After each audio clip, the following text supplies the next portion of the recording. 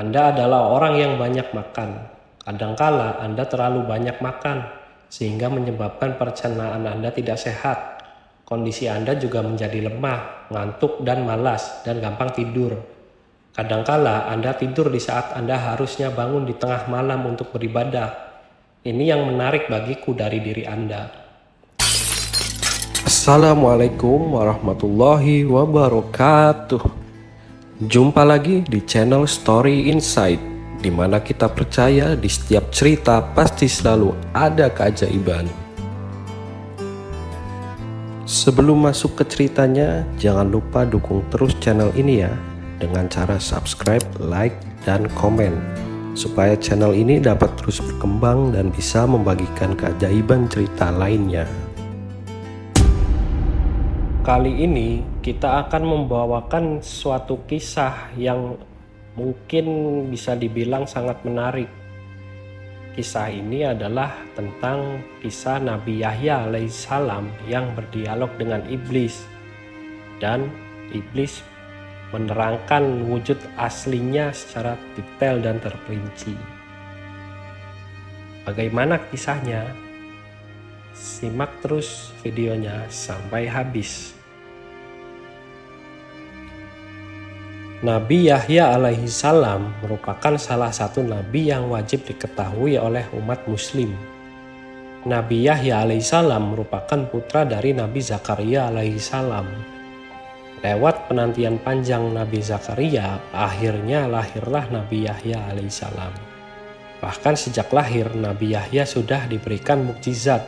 Nabi Yahya dapat berbicara ketika ia kecil, dan itu merupakan mukjizat besar yang diberikan oleh Allah Subhanahu wa Ta'ala padanya. Nabi Yahya sendiri lahir pada saat Nabi Zakaria sudah berusia lanjut. Nama Yahya diberikan langsung oleh Allah Subhanahu wa Ta'ala. Nabi Yahya akhirnya tumbuh menjadi orang yang hatinya lembut dan haus akan pengetahuan. Ia bahkan disegani oleh para binatang. Diseganinya Nabi Yahya oleh binatang karena Nabi Yahya pun sangat menghormati binatang. Di saat teman-temannya menyiksa binatang, Nabi Yahya tak melakukan hal itu. Yang Nabi Yahya lakukan adalah belajar dan belajar. Bahkan di suatu kisah, ketika teman-teman sebaya Nabi Yahya sedang bermain, Nabi Yahya malah mengutamakan belajar dan belajar. Nabi Yahya sangat serius dalam mempelajari ilmu keagamaan. Ia bahkan mendalami kitab Taurat. Keimanan Nabi Yahya juga sangat tebal. Tebal keimanan Nabi Yahya ini membuat iblis tertarik untuk menggodanya. Di masa-masa sebelum Nabi Yahya, iblis memang selalu menggoda nabi-nabi yang lain. Namun iblis mengakui jika orang yang paling enak untuk diajak bicara adalah Nabi Yahya. Kisah pertemuan Nabi Yahya dengan iblis diawali dengan kedatangan iblis kepada Nabi Yahya. Nabi Yahya mengetahui bahwa yang mendatanginya adalah iblis, lantas langsung membentaknya. "Wahai Abu Murrah," julukan iblis, "aku ingin meminta satu hal padamu. Aku harap kamu tidak menolaknya," pinta Nabi Yahya. "Ya, aku bersedia melakukannya untukmu, wahai Nabiullah." "Apa yang harus aku lakukan?" kata iblis. Ternyata permintaan Nabi Yahya adalah ia ingin melihat wujud asli iblis. Iblis lantas menyetujuinya, namun sebelumnya ia memberikan permintaan kepada Nabi Yahya bahwa ia akan menampakkan wujud aslinya jika tak ada yang melihatnya. Hanya Nabi Yahya saja yang diperbolehkan untuk melihatnya. Nabi Yahya pun menyetujuinya. Keesokan harinya, mereka pun bertemu. Iblis pun menunjukkan wujud aslinya. Bentuk fisiknya seperti babi, wajahnya seperti kera, dan matanya memanjang sama seperti mulutnya. Iblis tidak memiliki janggut, rambut di kepalanya jarang dan mengarah ke atas. Iblis memiliki 4 buah tangan, 2 tangan di bahunya dan 2 lagi di keningnya. Jari-jarinya ada 6, hidungnya menghadap ke atas. Iblis juga memiliki belalai, pincang, dan mempunyai sayap. Baju yang dipakainya berkerut dan robek.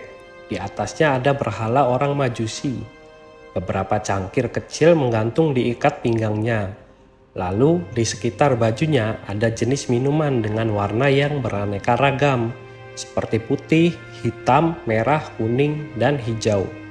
Di tangannya ada lonceng besar, di atas kepalanya terdapat telur yang di tengahnya ada besi panjang. Selanjutnya Nabi Yahya alaihissalam berkata, "Abu Murrah, jelaskan kepadaku tentang benda yang ada di atas bajumu tersebut." Iblis menjawab, "Benda ini menyerupai milik orang Majusi. Akulah yang membuat agama Majusi dan aku memeluk agama tersebut." Nabi Yahya alaihissalam kembali bertanya, "Jelaskan kepadaku tentang cangkir kecil yang bergantung di ikat pinggangmu bagian depan." Iblis menjawab, "Wahai Nabiullah, di dalamnya ada berbagai syahwat, dan di alat perangkapku yang pertama-tama aku jadikan alat untuk menjerat orang mukmin adalah wanita. Apabila ia tetap bisa taat kepada Allah Subhanahu wa Ta'ala, maka aku akan mendatanginya lewat pengumpulan harta haram agar bisa dia mendapatkannya. Apabila dia tetap taat kepada Allah Subhanahu wa Ta'ala dan hidup zuhud, aku akan mendatanginya lewat minuman memabukkan sehingga aku bisa mendatangkan semua syahwat ini padanya. Saya memastikan ada sebagian perangkap tersebut yang memperdaya orang mukmin, meski dia termasuk manusia paling suci." Nabi Yahya alaihissalam kemudian bertanya, "Apa bentuk jerat tersebut?" Iblis menjawab, "Wahai Nabi, jerat tersebut berupa berbagai bentuk aksesoris dan perhiasan wanita. Salah satu dari aksesoris dan perhiasan tersebut selalu mewarnai baju wanita, sehingga sesuai dengan wanita yang memakainya. Para lelaki pun akan terpikat melihat perhiasan yang melekat pada wanita tersebut." Nabi Yahya alaihissalam bertanya, "Apa lonceng yang ada di tanganmu tersebut?" Iblis menjawab, "Wahai Nabiullah, ini adalah kumpulan sumber dari alat musik seperti kecapi, kebab, suling, gendang, rebana, dan berbagai jenis alat musik-musik yang ada di tengah-tengah masyarakat. Mereka berkumpul di pesta kemaksiatan dengan membawa salah satu alat musik tersebut. Lalu mereka bernyanyi, bersenang-senang, dan memainkan musik. Setiap kali melihat hal tersebut, aku segera memainkan lonceng ini, sehingga suaranya bercampur dengan suara musik mereka. Dengan begitu, mereka bertambah senang dan bertambah semangat dalam bermusik. Ketika mendengarnya, ada di antara mereka yang mengeluarkan telunjuknya, ada pula di antara mereka yang menghentakkan kepalanya, dan ada pula yang bertepuk tangan. Ini terus-menerus mereka lakukan sampai mereka puas." Nabi Yahya alaihissalam kembali bertanya, "Telur yang ada di kepalamu tersebut telur apa?" Iblis menjawab, "Jauhilah diriku dan perangkapku seperti yang telah dijelaskan oleh para nabi, orang-orang soleh, para ahli ibadah, dan mereka yang suci. Anda harus menjaga diri dari godaanku seperti halnya di kepalaku yang menjaga telur ini dari segala bencana." "Bencana apa?" tanya Nabi Yahya alaihissalam. "Laknat dan kutukan," jawab iblis. Nabi Yahya alaihissalam kembali bertanya, "Kemudian besi apa yang panjang yang ada di tengahnya?" Iblis menjawab, "Besi panjang, alat yang aku pakai untuk membolak-balik hati orang soleh." Nabi Yahya alaihissalam berkata lagi, "Tinggal satu lagi." "Apa?" tanya iblis. Nabi Yahya alaihissalam melanjutkan, "Mengapa bentukmu sangat buruk dan jelek?" Iblis menjawab, "Wahai Nabiullah, ini karena nenek moyang Anda, Nabi Adam alaihissalam. Tadinya aku dari golongan malaikat yang mulia. Aku tidak pernah mengangkat kepalaku dari sujud yang kulakukan selama 400.000 tahun. Namun aku melanggar perintah Tuhan dengan tidak bersujud kepada Nabi Adam alaihissalam. Allah Subhanahu wa Ta'ala pun murka kepadaku dan melaknatku. Aku pun berubah dari bentuk malaikat kepada bentuk setan. Padahal tadinya di antara malaikat tidak ada yang rupanya lebih bagus dariku. Aku pun menjadi buruk dan menakutkan seperti yang Anda lihat sekarang." Nabi Yahya alaihissalam melanjutkan pertanyaannya, apakah kamu pernah memperlihatkan dirimu dan perangkapmu ini kepada orang lain? Iblis menjawab, tidak pernah. Demi Tuhan, semua ini tidak pernah dilihat oleh manusia. Hanya Anda satu-satunya yang aku muliakan dengan ini. Nabi Yahya alaihissalam pun berkata, sungguh beruntung aku jika kamu mau menjawab dua pertanyaanku, yang satu umum dan yang satu laginya bersifat khusus.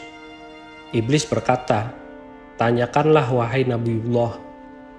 Nabi Yahya alaihissalam bertanya, terangkanlah kepadaku sesuatu yang paling menjadi harapanmu dan paling menguatkan punggungmu, yang paling menghiburmu juru tulismu, yang paling menyenangkan matamu, dan yang paling menggembirakan hatimu.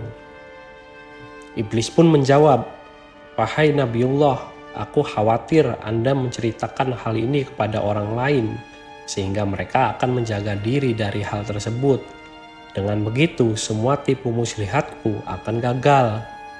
Nabi Yahya alaihissalam berkata, dalam kitab suci, Allah Subhanahu wa Ta'ala telah menceritakan kondisimu berikut tipu muslihatmu kepada para nabi dan walinya. Mereka pun telah menjaga diri dengan cara mereka, sementara orang-orang yang sesat kamu pasti lebih bisa menguasai mereka. Kamu dapat mempermainkan mereka seperti tongkat yang dipukulkan kepada bola. Ketenanganmu kepada mereka tidak lebih diperhatikan dan dicamkan daripada ucapan Allah Subhanahu wa Ta'ala. Dan iblis kemudian menjelaskan, wahai Nabiullah, hal yang paling aku harapkan dan yang paling menyenangkan adalah wanita. Ia merupakan jerat, perangkap, dan anak panah yang selalu tepat mengenai sasaran. Aku selalu berhasil dengan mereka. Aku berharap menjatuhkan wanita dalam kebinasaan. Ketika menggoda para ahli ibadah dan ulama, mereka bisa mengalahkanku. Lalu aku kirimkan pasukan untuk menyerang mereka, tapi pasukan tersebut pun kalah. Pada saat demikian, aku ingat dengan wanita sehingga diriku menjadi lebih tenang. Amarahku menjadi reda, emosiku lenyap, jiwaku menjadi tenang dan kekuatanku menjadi bertambah. Seandainya wanita tersebut bukan dari keturunan Nabi Adam alaihissalam, pasti aku akan bersujud pada mereka. Mereka adalah maduku, iman mereka ada padaku. Setiap mereka memiliki kebutuhan, maka aku berusaha membantu mereka untuk memenuhi kebutuhannya. Pasalnya, mereka adalah harapanku, sandaranku, gantunganku, orang kepercayaanku, dan pembantuku. Kemudian Nabi Yahya alaihissalam bertanya, apa manfaat yang kamu dapatkan dengan menyesatkan manusia? Dengan apa kamu menguasai manusia? Iblis menjawab, Allah Subhanahu wa Ta'ala menciptakan kesenangan dan kesedihan. Allah juga menciptakan yang halal dan yang haram. Dia memberikan pilihan antara keduanya kepadaku saat Nabi Adam alaihissalam diciptakan. Aku memilih syahwat dan kesenangan. Aku juga memilih yang haram, yang keji, yang mungkar, sehingga semua itu yang menjadi kecenderungan dan seleraku. Allah Subhanahu wa Ta'ala juga memberikan pilihan kepada Nabi Adam alaihissalam. Namun Nabi Adam memilih kesedihan, ibadah, dan yang halal. Sehingga semua itu menjadi tuntunan dan harapannya. Semua hal tersebut menjadi harta dan dagangannya. Sementara yang sebaliknya telah menjadi harta denganku. Kebutuhan dan keinginan seseorang merupakan nyawa kehidupannya. Jika kehidupannya hilang, orang itu pun akan binasa. Betapa banyak makhluk Allah yang ketika kebutuhan dan keinginan dan tekadnya hilang, ia segera mati dan binasa. Demikian pula dengan hal ini, aku telah memilikinya sehingga menjadi syahwat, hawa nafsu, dan hidupku. Ketika hal tersebut hilang dariku, maka aku akan binasa. Namun, ketika aku berhasil mengalahkannya, aku akan senang dan tetap eksis.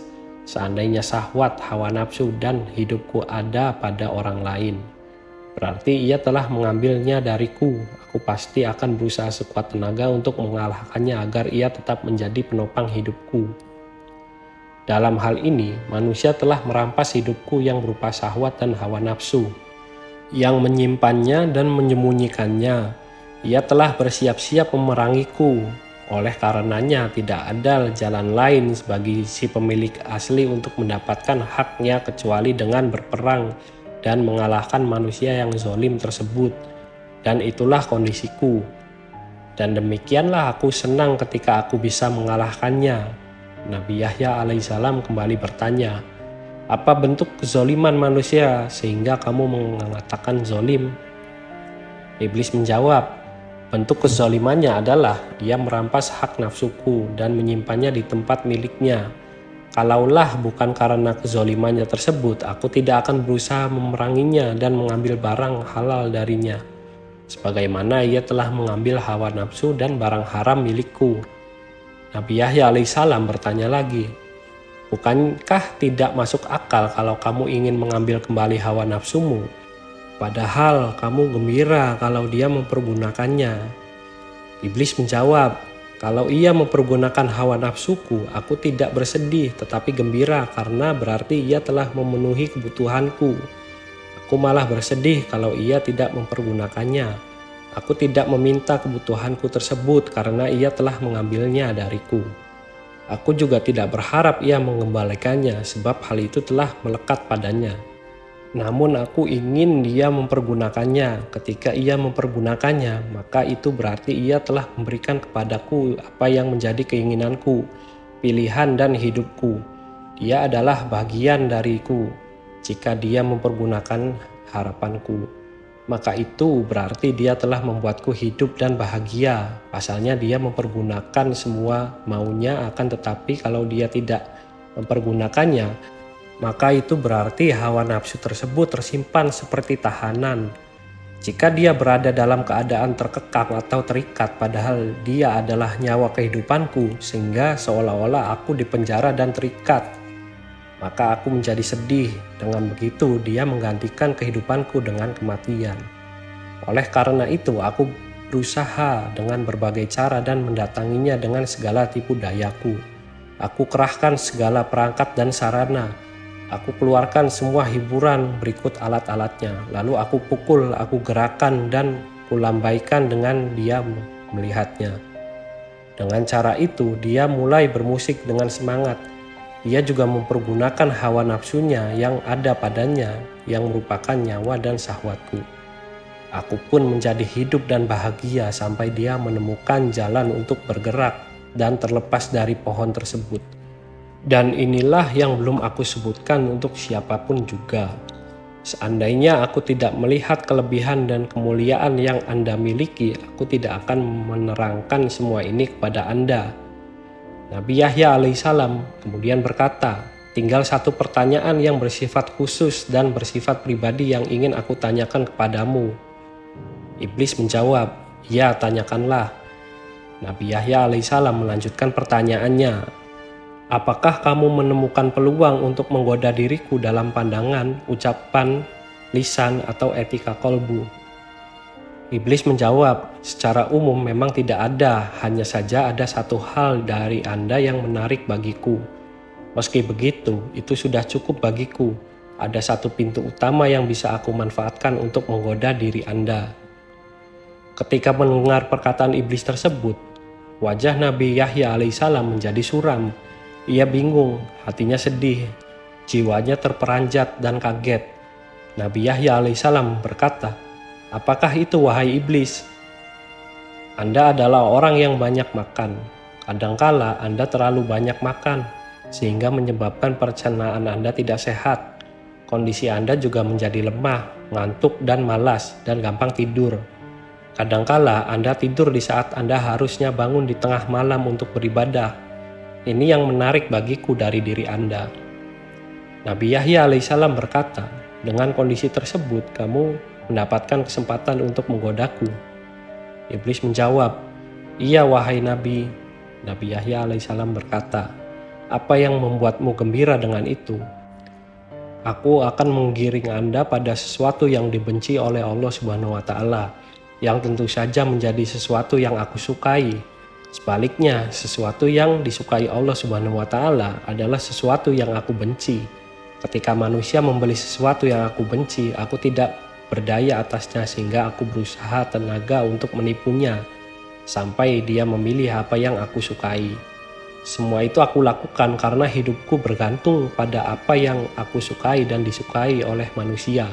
Sebaliknya, kematian, kebinasaan, kehinaan, dan kelemahanku terletak pada apa yang aku benci, dimanfaatkan oleh manusia. Ketahuilah, yang aku benci adalah barang yang halal, yang baik, serta kesedihan. Yang aku sukai adalah barang yang haram, yang buruk, serta kesenangan. Allah Subhanahu wa Ta'ala telah mengingatkanmu dengannya. Anda cukup beruntung, wahai Yahya. Iblis mengatakan, ia telah memberitahu apa yang mungkin kesempatan yang didapat dari Nabi Yahya alaihissalam. Nabi Yahya alaihissalam berkata, sepanjang hidupku, hanya itu kesempatan yang bisa kamu dapat dariku. Iblis menjawab, iya, tidak ada lagi hanya itu. Nabi Yahya alaihissalam kemudian menjelaskan, aku berjanji kepada Allah Subhanahu wa Ta'ala untuk tidak meninggalkan dunia dalam kondisi kenyang. Mendengar hal tersebut, iblis menjadi marah dan sedih sebab Nabi Yahya alaihissalam telah melakukan antisipasi tipu daya iblis. Iblis berkata, Anda telah menipuku dan membuatku kesal, harapanku pun sirna kepada Anda.